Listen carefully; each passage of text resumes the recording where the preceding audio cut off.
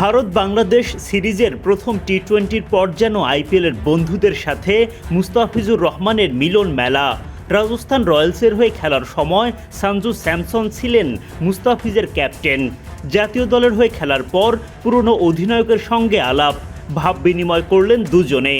অধিনায়কের সঙ্গে দ্য ফিজের সম্পর্কটা মধুর, তাই তো বাদ গেল না খানিকটা দুষ্টমিও। ক্রিকেটের লড়াইয়ের বাইরে দুই দেশের খেলোয়াড়দের মধ্যে এমন সম্পর্ক ভক্তদের জন্য ভালো লাগার। আইপিএলের মতো ফ্র্যাঞ্চাইজি টুর্নামেন্টের কারণে ভিনদেশি বন্ধুর সংখ্যা বাড়ে ক্রিকেটারদের। ছক্কা হাঁকিয়ে বাংলাদেশের বিপক্ষে ভারতের জয় নিশ্চিত করেন হার্দিক পান্ডিয়া। ম্যাচ জয়ের পর স্বাভাবিকভাবেই বাড়তি উল্লাস তার মাঝে। এদিকে মুস্তাফিজের সঙ্গে দেখা হতেই তার মুখের হাসি যেন হলো চওড়া।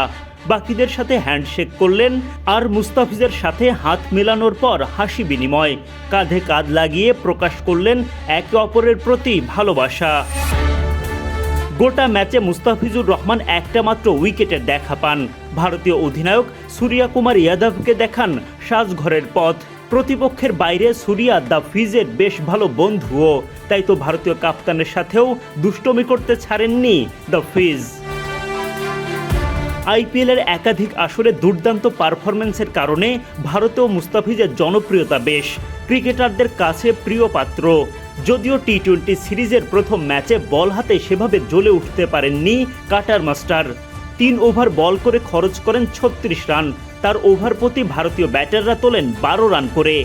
একটা মাত্র উইকেট তুললেও সেটা বাংলাদেশের জন্য যথেষ্ট ছিল না। এদিকে মুস্তাফিজের চেয়ে বেশি খরুচে বোলিং করেন আরেক পেসার তাসকিন আহমেদ। 2.5 ওভারে তাসকিনের খরচা 44 রান, ওভার প্রতি ব্যয় 15 রানের উপরে। বোলারদের এমন বাজে দিনে প্রায় 8 ওভার হাতে রেখে জয় নিশ্চিত করে ভারত, যদিও বড় দায়টা বাংলাদেশের ব্যাটারদের। গোয়ালিয়রের ব্যাটিং স্বর্গে সেভাবে দাঁড়াতেই পারেননি টাইগার ব্যাটাররা। ইনিংসের একেবারে শুরু থেকেই বিলিয়ে দিতে থাকেন নিজেদের উইকেট। ওয়ানডে মেজাজে 25 বল থেকে শান্তর 27, আর একই স্টাইলে মিরাজের অপরাজিত 35 রানে কোনো মতে 128 রানের টার্গেট দাঁড় করাতে পারে বাংলাদেশ। সিরিজে এখনও 2টো ম্যাচ বাকি। শক্তিশালী ভারতের বিপক্ষে জয় তোলা কঠিন, অন্তত লড়াই তো আশা করতেই পারেন ভক্তরা। কিন্তু শান্ত মুস্তাফিজরা কি সেটাও করতে পারবেন? পরের ম্যাচ বাংলাদেশ সময় 9 অক্টোবর সন্ধ্যা 7:30টায়। Adnan Ahmed, BD cric time.